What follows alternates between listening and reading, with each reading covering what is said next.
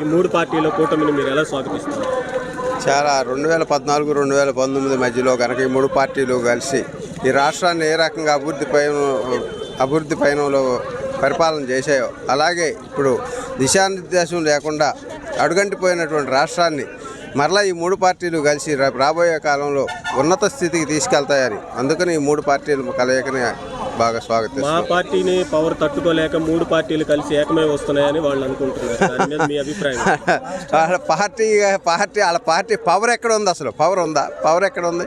Power లేదు, ఏం లేదు. అకృత్యాలు, అన్యాయాలు, దోపిడీలు, దౌర్జన్యాలు, ఈ రకమైన పరిపాలన తప్పితే వాళ్ళ దగ్గర పరిపాలన ఉంటే కదా ప్రజల్లో నిజంగా మీ మీద అభిమానం ఉండటానికి. అలాంటిదేం లేదు. అట్లా కాదు, చక్కగా రాష్ట్రాన్ని బాగు చేయాలి అనేటువంటి సంకల్పం ఈ మూడు పార్టీలకు ఉన్నాయి కాబట్టి ఈ మూడు పార్టీలు కలిసి పోటీ చేస్తున్నాయి. అంతేగాని వాళ్ళని ఎదుర్కోలేక అట్లా ఏం కాదు. నవరత్నాల వల్ల జనాలు మాకు బాగా బ్రహ్మరథం పడుతున్నారంట. బ్రహ్మరథం పడితే మీకు భయం ఎందుకు? మరి మూడు పార్టీలు ఏకమైనవి అని మీకు భయం ఎందుకు? బ్రహ్మరథం పట్టింది అనుకోండి, ఉద్యోగస్తులు, నిరుద్యోగ యువత అసలు ఎంత దారుణమైనటువంటి పరిస్థితి ఈ రాష్ట్రంలో.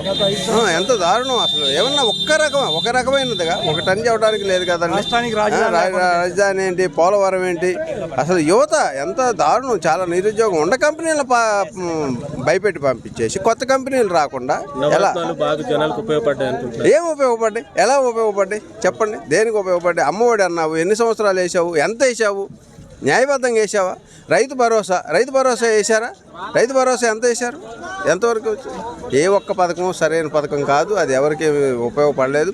నిజంగా మనిషికి ఉద్యోగ వృత్తి ఇట్లాంటి పని కల్పించే పనులుంటే వాళ్ళ ఇసుక ఈ రకంగా ఉండటం వలన తాపీ కార్మికులు వాళ్ళందరూ ఎంత రోడ్డున పడ్డారండి. అవన్నీ వాస్తవాలు. అసలు ఏ నవరత్నాల వలన ఏమీ లాభం లేదు. సొంత ఇంటి కళ నెరవేర్చామని చెప్తున్నారు. సొంత ఇంటి కళ మీరు రియల్గా క్షేత్రస్థాయిలోకి వచ్చి చూడమనండి. అసలు ఏ గ్రామంలో అయినా 10% ఇల్లు కట్టారా?